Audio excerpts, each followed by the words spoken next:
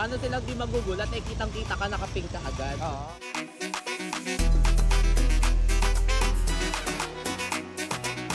Ma'am Yani? Marco. Bakit may naamoy nga ako? O, diba? Ngayon ko pa napapansin, parang...